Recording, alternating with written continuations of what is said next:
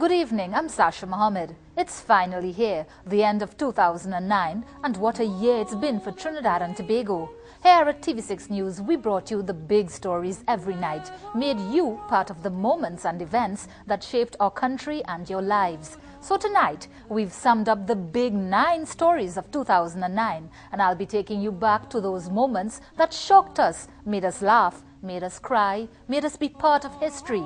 Here at TV6 News, we've always revealed the facts and provoked opinions, and tonight is no different.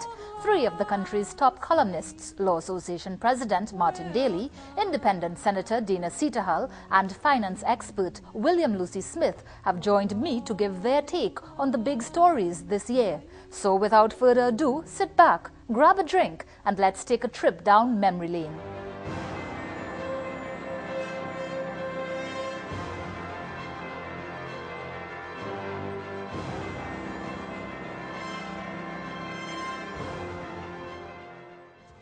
Undoubtedly, the biggest story of 2009 was the UF Commission of Inquiry into UDCUT. Trinidad and Tobago will never forget 2009 and all the corruption allegations that were levied against the Prime Minister's pet state enterprise UDCUT and the Commission's attempts to get to the heart of the matter. It had all the elements of a classic Hollywood crime saga. Allegations of rampant corruption by a powerful state-appointed businessman who's personal friends with the Prime Minister. A powerful construction sector in a bid to get this same businessman fired. A political feud among former and current cabinet ministers. Some of the country's most powerful attorneys being paid millions of dollars to fight their high-profile clients' cases. And the crowning affidavit by the infamous ex-husband. That was the year in review for the UF Commission of Inquiry, which began hearings in early January. By the time the first session was over, the country saw some of the most powerful cabinet ministers, past and present, taking to the witness box to answer to charges of alleged corruption at UDCUT and the claim that the company was a runaway horse over which cabinet had no control, as well as the alleged missing $10 million in the Cleaver Heights project. Yes, there is a cartel operating to the detriment of taxpayers.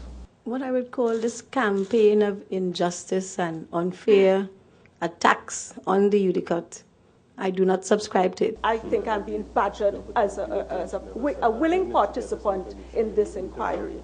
Some of the most powerful businessmen also took the stand to defend their actions. But at the end of the day, there was no question. The controversial Calder Hart was at the crux of the entire commission.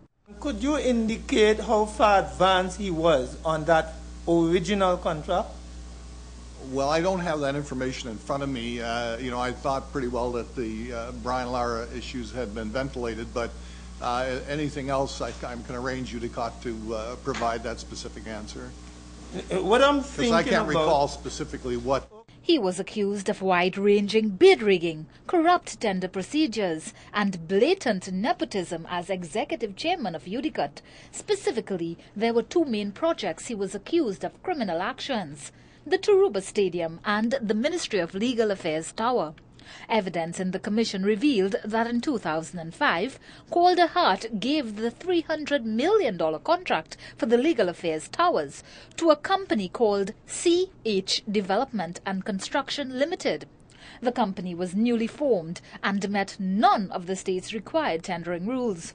Its letterhead states the company was based at Glencoe, but the offer of the contract went from Mr. Hart's desk in the UDCUT offices to a fax machine not in Glencoe, but at his private home in Cascade. The company was renamed Sunway, and its directors are 2 Malaysian men who are alleged to be Mrs. Hart's brother and brother-in-law. The STT confirmed to the commission that the fax number in question belonged to Mr. Hart, while Mrs. Hart's ex-husband, Carl Khan, swore in an affidavit that the 2 Malaysian directors were her relatives. Mrs. Hart was summoned to give testimony to the commission, but her attorneys refused to challenge Mr. Khan's evidence.